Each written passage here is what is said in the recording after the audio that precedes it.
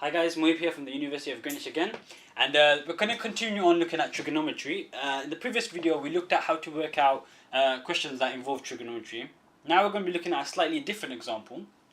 In the previous video we were finding the angle when we were given two sides. Okay, in this case we're given one side and the angle, and we need to find the side denoted by x. Okay, so we want to find x.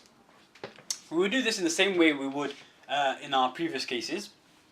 The first thing we want to do, again, is to write out our keyword so, ka, toa. Alright, and then we're going to label our triangle. So we got our angle. The side opposite our angle is simply denoted by opposite, and the side adjacent to the angle is denoted by A. This will be our hypotenuse because it's opposite our right angle, but in this case we're not going to be concerned with our hypotenuse. Okay, all we're interested in is this 100 meters over here and our x, and also our angle. Okay, so let's write this up.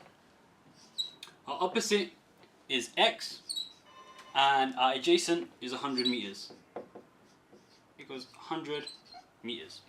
If we look at these two letters, we know that it corresponds to our toa, because we've got both an O and an A.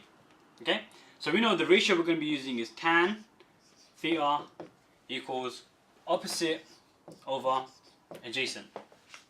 Okay, we know what theta is. We know what theta is 23. So let's write it out here actually. Theta equals 23 degrees. Forgot to do that. But we know what theta is. We know what A is, and we're trying to find out what our x is. Okay, so let's plug these values into this formula, and we should be able to manipulate it and find out what theta is. So let's bring it over here. We've got tan 23, that's our theta.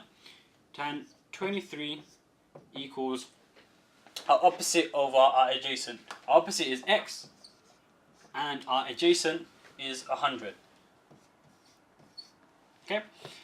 Since we're trying to find out x, all we're going to do is bring this 100 over to the other side, and that will give us a formula to find out what x is. So we can write this as x equals 100. Remember, when we bring this to the other side, we're multiplying by 100. So essentially we're multiplying both sides by 100.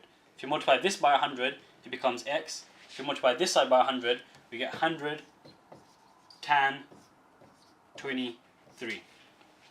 Now what we need to do is just plug this into our calculator, and you should get a value of 42.4 to 3 significant figures. Okay, you need to denote what you've been rounded by. If you're rounding to 3 decimal places or 3 significant figures, you need to denote this at the end of your answer so that the examiner knows that you've done the rounding process and he can give you the right marks for it.